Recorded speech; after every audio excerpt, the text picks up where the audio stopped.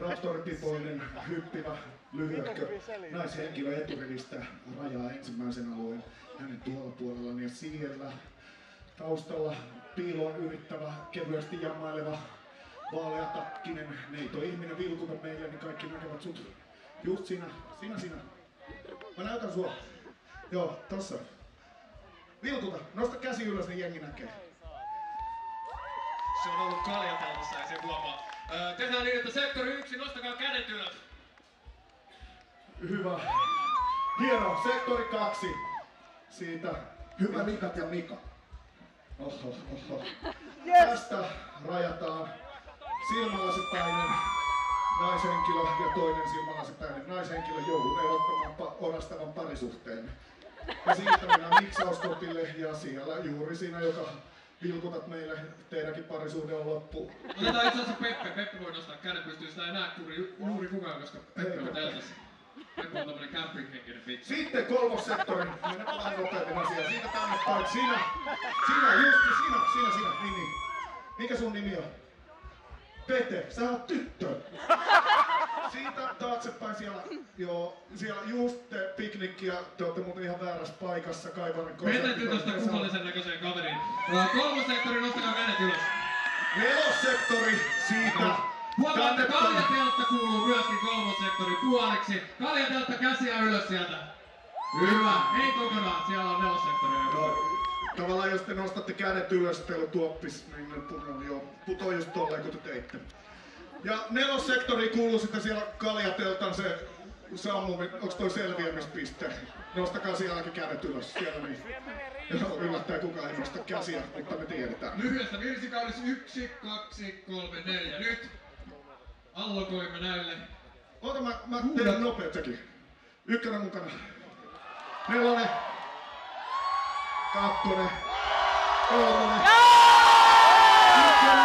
2. 4. 3. Tiedättekö, matematiikka on vahva puoleni. Fibonacci lukusarja oli vahvasti edustettuna. Nyt meidän täytyy yhtä kaikki antaa teille huudot, eli sieltä lähdetään. Ja Jyväskylä on hiukan liian pitkä sana, joten te huudatte Jyskylä! Jyskylä! Hyvä, kakkossektori huutaa, mitä se huutaisi? Paavola! Paavola! Se on Hyvinkäällä. Erittäin hyvä, Hyvinkään sivussa. Piu-pau! Kolmossektori, johon vahvasti luotamme myös kaljateltta on tässä. Piu-pau! Piu-pau! Piu-pau! Piu-pau! Piu-pau! Piu-pau! Erittäin hyvä. Ja nelossektori perinteisesti. Yeah! Kaljateltta, tukekaa tätä varsin tyngäksi jäänyttä nelossektoria parhaiden mukaan niillä yeah. Kokeillaan.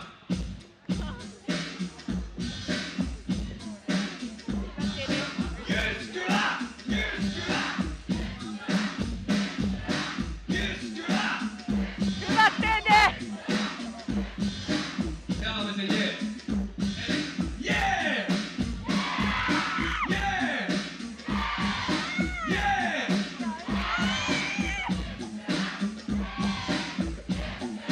Parane, jatketaan! Erittäin hyvä. Koitetaan tällaista maaotteluhenkistä.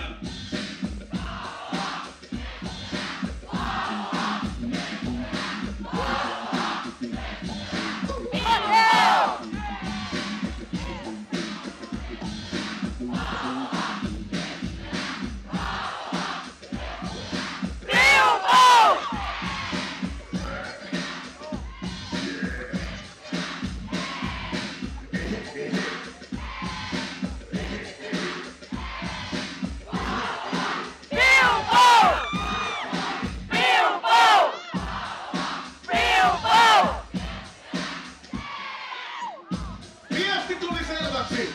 Minun mielestäni tämä on aika kivaa. Ja mä olisin hyvä yhdistää jonkinlaiseen kitarasoittimeen ja sitten täällä näkyisin, mutta mietitään sitä myöhemmin. Seuraava kappale kertoo melko varmasti rakkaudesta, vaikka en ole juuri tutustunut listaan.